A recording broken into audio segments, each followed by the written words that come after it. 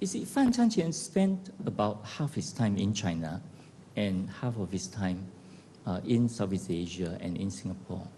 And he was very much concerned about how to continue the tradition to bring, even with the kind of physical environment that one could no longer see in China. And he resolved all this by accepting the physical environment in Southeast Asia and in Singapore and taking this further.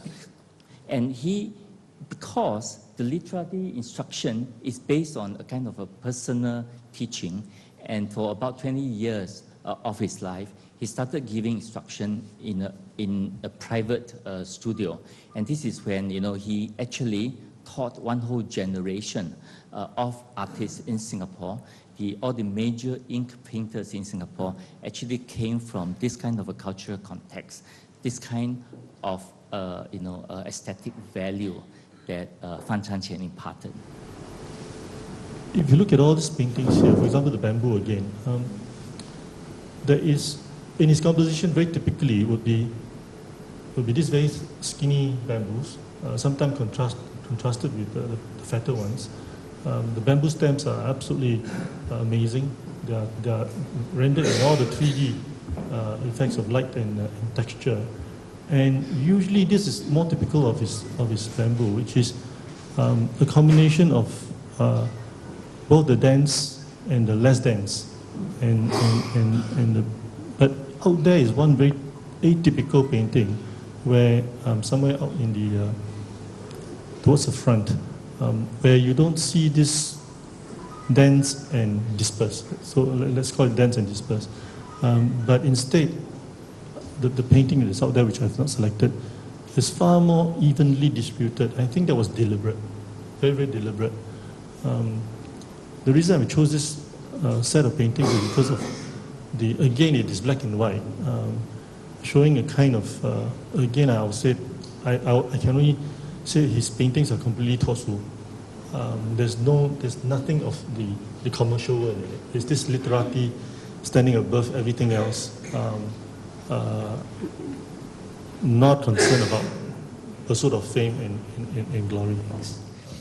So I asked Teresa why she asked me and insisted that I should participate. And she said, Dr. Oh, you remember 20 years ago, I brought my mother to see you in your clinic, and I showed you some of my father's paintings. You looked at them, and you said, after a while, Teresa, these are the works of a master Chinese brush painter. I never heard of him before, don't know him. But there you go. Why are you keeping this vast collection of his paintings at home and not offering them to the Singapore public to appreciate, to enjoy his wonderful work and his legacy? So after 20 years, Teresa now says, yeah, there you go, you see.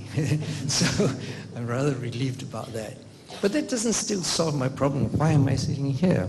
So I sort of thought about it, and I decided I'd tell you something about what Teresa wanted me to say, a different take on Fan Tien's works. So first of all, let me start off by saying I was asked to select two of his paintings, and which I liked. And the first one is this of the prawns. Now, why is this so special to me? The main factors here, the composition and the brushwork. Now, composition is a simple composition, and yet it's elegant, it's balanced, and you see the rhythmic movement of the brushstrokes. Secondly, and there's liveliness there. The brushwork, if you look at it, this painting has been done of 4 prawns, all in different postures and movements, with a very few brushstrokes. And every single brushstroke is expertly done and no mistakes done. And the way he did the prawns' bodies, the quick brushstrokes like these loose brushstrokes, and the legs, the prawns look alive. It looks as though they're crawling over the paper. And that struck me as such a fantastic painting. Next one, please. My next choice is this orchid painting. Again, I was struck by the composition. Beautifully balanced, full of rhythm. And the brushwork, now if you look at every single leaf of the orchid, it's absolutely correct, no mistakes, and each in different postures, different shapes, different tones, and every single one plays a part. And this is the master. I mean, you and I might do 3 of them looking good, but how do you do about 20 of them like that? Everything perfect, absolutely marvelous. So brushwork and composition.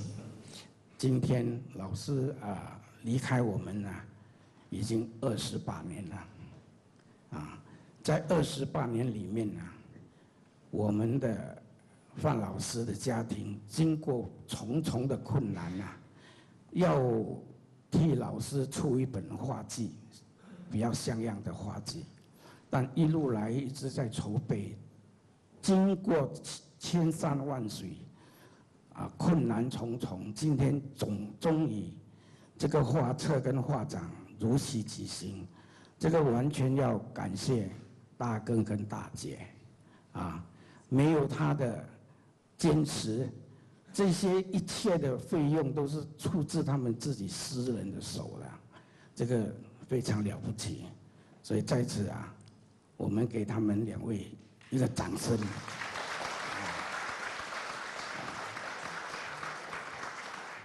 不但跟他学习做人，还有在那边学了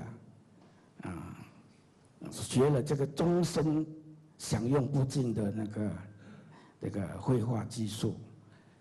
那么在我们的过程，为什么我们这么尊崇老师？因为老师的人品很高，他一向不求闻大，不故意去求名，但是名当然是不是求就有的。人家艺术界对他都非常的尊崇。我记得我本身后来我就也去了美专学西洋画，也认识了一班老师。当时我们跟范老师学就是这样学，也不觉得说他的造诣有这么高因为没得比较嘛。那么当时我们就在美专听到施香陀老师，还有另外一位黄在林老师。黄在林老师说：“你的老师在新加坡吗？这个范老师，他是山头很有名的一个画家，他怎么住在新加坡都没人知道。”所以可见得他多么低调的一个人，他说，黄在林先生当时是山头的教育区长，所以他说久闻这个范老师的名都没有机会见到他，他因为当时范老师在山头是主持这个一间美术学校，叫做昌明艺专嘛那么就。很多人都很崇拜他，那么后来因为战争的关系，他辗转之间香港泰国就来到新加坡，那么范老师对我们学生，他慈爱又严格，人品是绝对不能够稍微差错的，所以他在画画方面他追崇的是最高的境界的东西。你看他一个画家里面，我们可以从他的印里面去看到，他的印常常都是有些超现实安贫乐道怕俗看，这些都是表现出一个画家内心的那个品德。所以范老师这么难得的一位老师，我们同时也无形中这些学生也跟他家里建立了非常密切的关系，所以今天范老师能够如期的举行这个画展跟新书发布会，我想这是一个最好最圆满的开始。那么希望老师的画作跟他的人品以后能够在世界各地发扬光大。谢谢各位。谢谢。Thank you, Mr. Nai. Maybe I just provide a very brief summary in case for our friends here who are not familiar with Chinese. Well, essentially, Mr. Nai was one of Fan Chang's earlier students. He recalled that essentially Mr. Fan's students were from two batches. His early students from Zhongzheng when he was teaching there, and subsequently when Mr. Fan was teaching in Wangpo Secondary School, another group of students started to study with Mr. Fan. And these two batches of students were really disciples of Mr. Fan, and Mr. Fan never charged any fees for these students, and in fact often invited them to his home and invited them for meals, so really became part of his larger family, if you will. Mr. Nai recalled looking at the various inscriptions that the artist wrote on his paintings, that really Mr. Fan was a very private, kind of a very humble person, and despite the fact that he was already a very well-known artist in Shantou, many people in Singapore during his time here wasn't aware that he had such a high status back in China. And I think lastly, he wanted to really commend Teresa and Paul for spending the time to put together this exhibition and this publication, which is something that many of Mr. Fan's former students had always wanted to do after he had passed on. So he wanted to thank the family. He made a great contribution to Singapore art. I don't know how to put this a bit abstract. From the point of legacy, he brought to Singapore the great legacy of Wu Chang Shou, the Shanghai school. Now, I'm not going to look into that. We leave it to the historian and all that. The Shanghai school actually broke into the Chinese art and brought along a lot of fresh ideas, and some are close to the European ideas. That's why Dr. O is able to know that.